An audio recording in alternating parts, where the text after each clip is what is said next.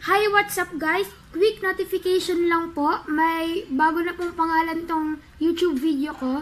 Nakikita niyo po, Gabs Productions. So, in this video po, ituturo ko sa inyo kung paano gumawa ng custom thumbnails.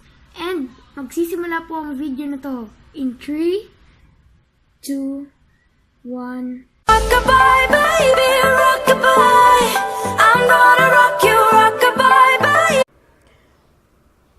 Hi, what's up guys? In this video po, ipapakita ko sa inyo kung paano gumawa ng custom thumbnails sa YouTube videos niyo po. So, ano po, mag-subscribe na po kayo dito sa channel ko at mag-like na din po kayo.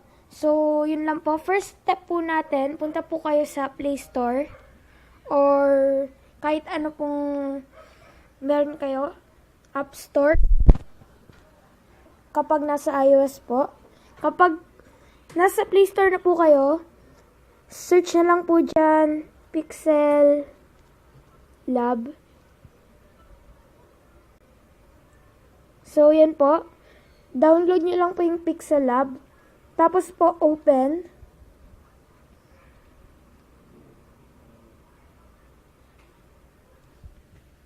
Yan po. So,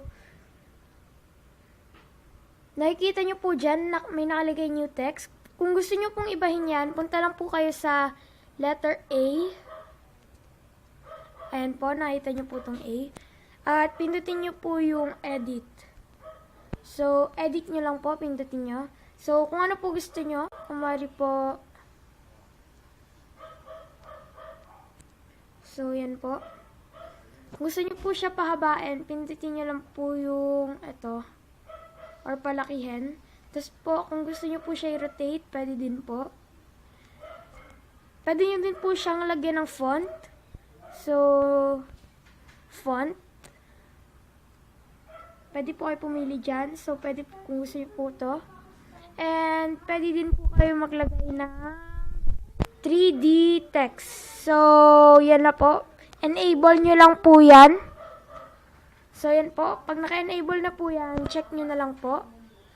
Tapos po, ayan na po. Pwede nyo po siya lagyan ng color. Pindutin nyo lang po yung color. And then, kahit ano kung gusto nyo yung color.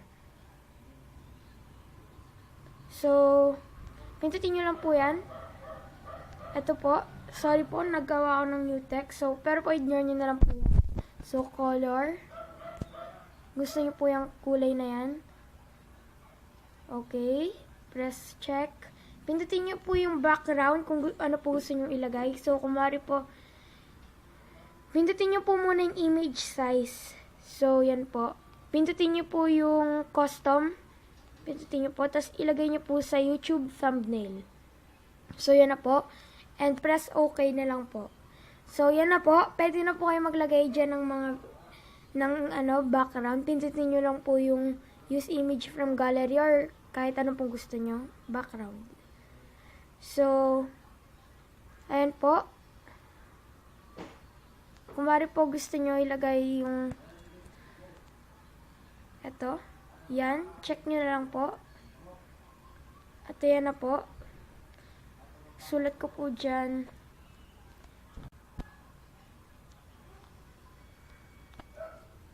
Okay. Press OK nyo na lang po. At yan na po siya. Pagkatapos nyo po gawin yung gusto nyo po, pindutin nyo po itong tatlong dots. And then, pindutin nyo po export image. Tapos po, save to gallery. Pindutin nyo po yung save to gallery. Pwede pong ibahin yung PNG. So, saan po? JPG lang po yan. So, save to gallery po. So, yan na po siya. May add lang po. So, X lang po natin yan. So, yan na po. Pwede nyo na pong gawing thumbnail yan. Next video ko po, ituturo ko po sa inyo kung paano po ilagay yan sa YouTube video nyo po. So, don't forget to subscribe in this video, guys. Bye! So, yun lang po. Right now, it's in my head. Darling, I hope that you'll be here when I need you.